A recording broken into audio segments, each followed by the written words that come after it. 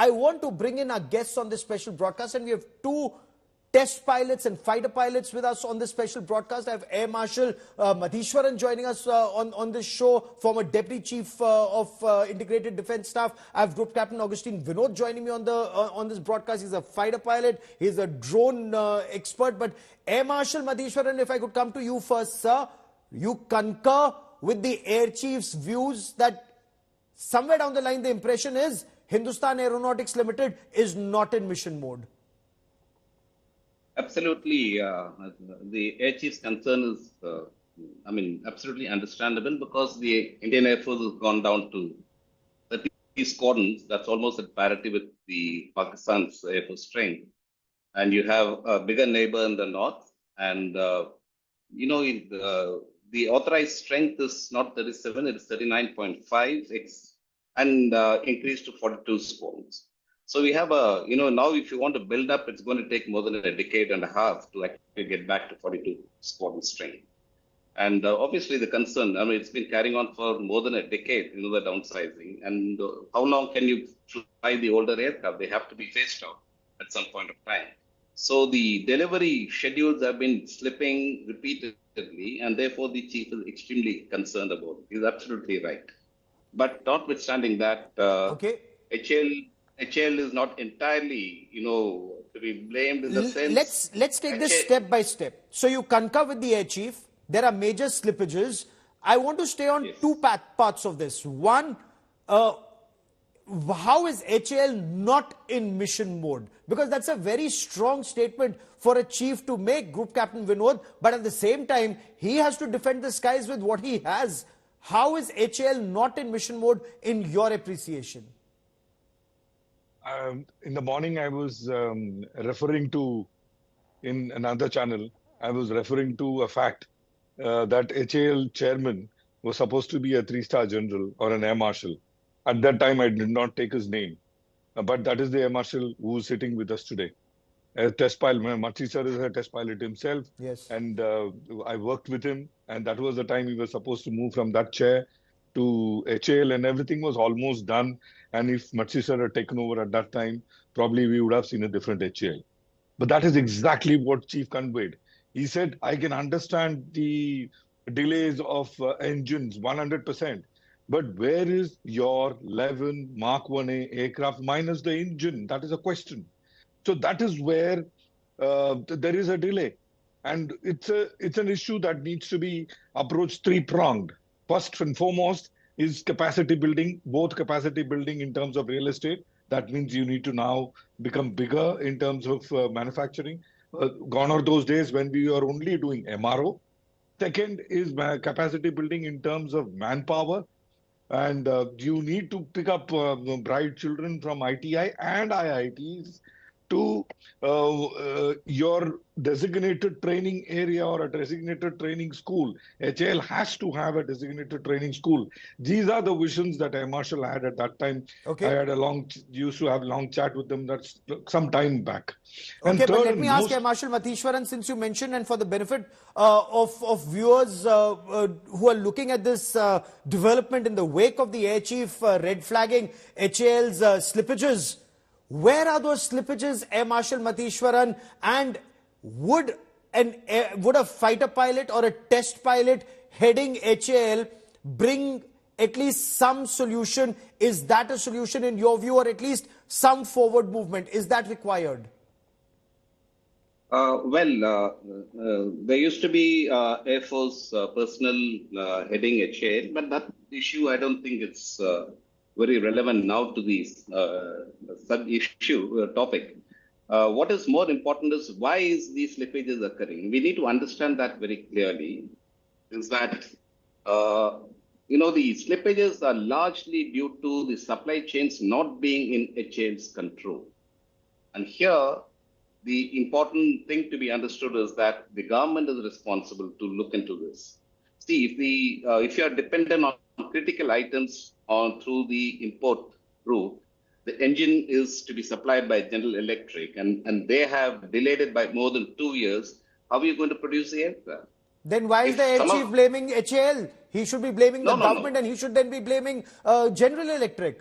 No. I think one needs to understand this very clearly. So there are problems with our industry. HAL's, being the sole manufacturer of the entire thing is overloaded. There's going to be inefficiencies.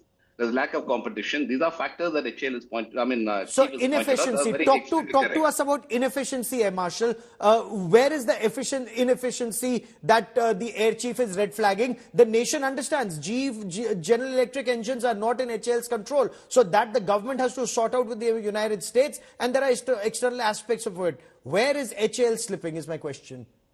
Gaurav, inefficiency afflicts every industry under the public sector in India. You must understand that fact. That's a cultural problem with India. The efficiency of output of our workers or our system is much less when compared to similar industries in the advanced countries or even for that matter in China. Anywhere. So that's everywhere, all over. So it's not just specific to HAL, it's everywhere. So the government again has to look into it, but HAL management can look into it to improve reasonably to certain level. Delivery delays, what Chief is pointing out is there are delivery delays which are fully in HAL's control, which could have been addressed, and those delays are the ones that Chief is pointing out. And but those are the aspects that I want to raise on this broadcast, sir. Right. Group Captain Vinod, inefficiency is a major issue. The Indian Air Force has red flagged it in the past in terms of when there have been issues with servicing of aircraft. But in this case, where is the inefficiency that is being pointed out in the first 40 not being delivered, the first 40 aircraft not being delivered yet? Yeah, that's a great question, Gaurav. And when you, for the sake of our viewers to simplify, let's bring in a small example of car manufacturing in, say, Germany. The right door of the car, reaches, suppose it is supposed to get fitted at 10 o'clock in the morning of 27th, it reaches at 9 o'clock in the morning at the shop floor. You wait for nothing for, in terms of production, when you have to roll out a car in any, or on an aeroplane, in any big company, be it Airbus or be it Embraer or be it Boeing. But the problem here is, like Air Marshal pointed out, problem here is for your supply chain, you have a lot of dependencies. B, the money getting released for those dependencies. And C, and most importantly, the work culture. It is 9 to 5, and anything beyond 5 o'clock is overtime.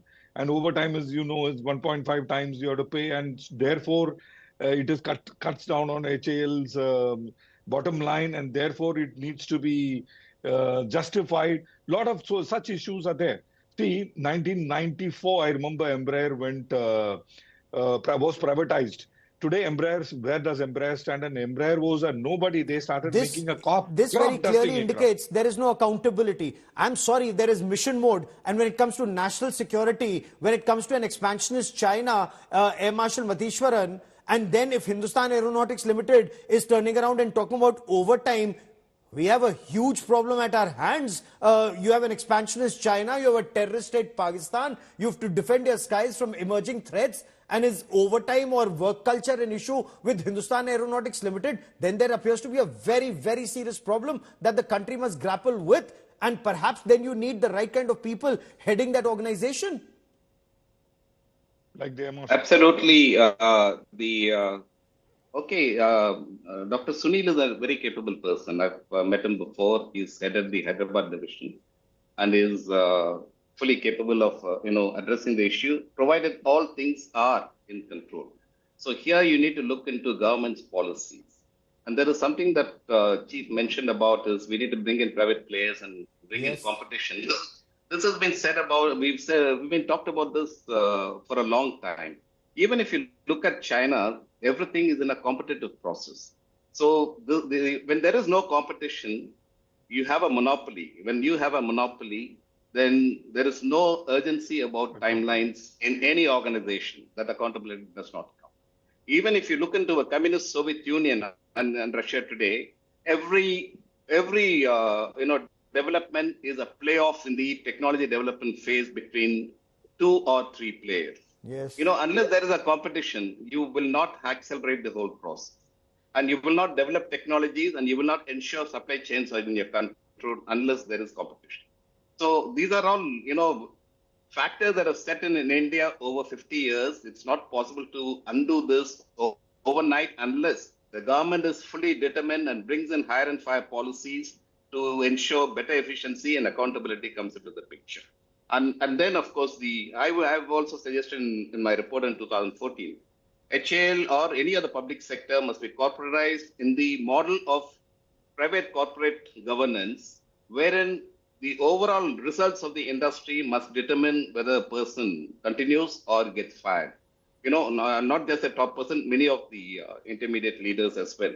And they should introduce a no competition clause that they'll perform poorly here, Group Captain Vinod, just so that they can get hired by a foreign arms manufacturing aviation industry somewhere in France or somewhere in the United States of America. Group Captain Vinod, there is something that there needs to be a very drastic overhaul of the situation, because some were arguing that why would the air chief raise this publicly, because the situation, it seems, is so bad that it's high time it's raised publicly, debated in public, and sorted out before it's too late. Yeah, of course, he didn't raise it in public. It was some wonderful cameraman and a good unidirectional mic that picked up this particular talk that he has between the chairman HL. But be that as it may, Gaurav, the problem is real. See, in a critical technology, completely privatization is not possible. So maybe a private-public partnership kind of PPP. Yes. PPP model is something which we can look at, where 51% is, say, held by the state, and the rest of the 49% can be disinvested, including bringing MNCs. If you look at, again, I keep coming back to Embraer as an example. Oppenheimer is a large conglomerate which has pumped in billions of dollars into Embraer and made Embraer what it is today. Embraer was nobody in front of HAL. They were doing crop duster aircraft, mind you, in 1994. Today they are making Phenom 300 and what have you. So the fact of the matter still remains that you have to reduce dependencies, improve efficiency, increase your number of bays, that is your real estate, where you can start manufacturing from. The Atmanirbhar push and the capability, both have to converge somewhere. You can't have the same capability. And while you are doing an Atmanirbhar push, earlier we were buying aircraft, today we are producing aircraft. We need to produce in larger, swath, a larger footprint on the ground. Maybe take over, I don't know, I'm just thinking out of that. Maybe take over Yelahanka completely and start producing aircraft out of there and move the training establishment out of Yelahanka. Or absolutely. Transport training or intermediate training can move anywhere else. Air Marshal Matheeshwaran, you understand this, better than anybody else. You've written a report on this, and, there were reports that you were likely to head Hindustan Aeronautics Limited. So who better than you to tell us, we know the problem, what in your appreciation is the solution so that LCA happens on time, and then Mark 1, Mark 1A, Mark 2, and then AMCA? Gaurav, many things I think we should understand carefully before we actually, blame everybody for various things. One is HAL has been developed with many divisions in different parts of the country. Normally, when you develop an aerospace industry or aeronautical industry, I think the business angle or the professional angle should govern how the ecosystem develops. And you don't build a components industry miles away in Lucknow. You don't build an engine industry in a backward region in Orissa, where human resources become a problem. So HAL is afflicted by locations of its industry. It has been. Now I suppose it must have overcome quite a few of these. So one of the fundamental reasons that afflicts the overall, productivity and efficiency of work is also the political nature of locating various subdivisions of HAL in different parts of the world. We should understand that first. Now we've moved well beyond that. Now we are allowing the ecosystem to develop. It's going to take a long time because the initial steps have not been adequately, placed. You need to correct that over a period of time. Like I said, the HR policy, the public sector, holdings policy, like Augustine pointed out, the government still holds a golden veto in the Brazilian government holds golden veto in the Embraer, but its holding is reduced to 10%. But that's not the case in our case. right? So we need to look at many of the reforms that we need to do. All these reforms have been suggested. And one of the larger reforms that needs to be, that's been suggested for 50 years plus and consistently overlooked and not implemented is the formation of a National Aeronautics Commission, which oversees the overall strategy for development and control over critical technologies in the country. Until that comes in, the issue of accountability, the issue of actually strategizing your production issues, all that, takes a back seat. Unfortunately, many of these decisions are politicized or they're taken in a political nature, which does not contribute to efficient, work efficiency or productivity, and also does not address the security issues effectively. And that's why we find 10 years of Narendra Modi government. No, 1 second. Let me finish, Gaurav. Okay, go on, sir. That's in '78 when China modernized. Both our aerospace capabilities are more or less nearly the same, correct, in industry-wise. Of course, China was a little ahead. But today, in the last week of December, China has test flown the prototypes of 6th-generation fighter aircraft. The world over, Europe is bypassing the 5th-generation program altogether, and they moved on to the 6th-generation project. We are still, on the 4th. Where we are. Okay. So I think we need to actually take a massive relook and introspection and re-strategize and take some firm, hard decisions to address these issues. Now, supply chain is one of the weakest areas in our entire problem. Oh, absolutely. Now, if we were to talk about immediate steps, and when it comes to Tejas Mark 1A, for the squadron strength, which is depleted down, as you said, to about 32, 33, God forbid, shouldn't go below 30 instead of the sanctioned 39.5. I want to understand, Group Captain Vinod, what can be done now? Increase the number of bays in Bengaluru, or how do you get them to start working at Nashik? How does that get encouraged? Do we still wait for all the GE414 engines? Is there hope of the Kaveri engine, or is that really way ahead in the future? Nothing is going to change overnight, Gaurav. True. And unless, like the Marshal said, unless there is a systemic change that is put in place, and minus the power corridors. When I say power corridors, I include the entire power corridors of the HAL line, as well as the power corridors of the ministry line. And someone really sits down and takes a decision, like the Doge is doing, and say, okay, this is how my future for HAL or for aviation looks like in India. Then things will get debated like this, and will again fall back to the lowest common denominator. So that is the shape of things to come. Things will change, things will improve. It will not improve at that pace. I seriously at that time also I almost congratulated the Air Marshal when he was about to leave, or we heard that he is leaving to take over HAL as chairman, but that didn't happen. Imagine if he had, now that it's water, a lot of water.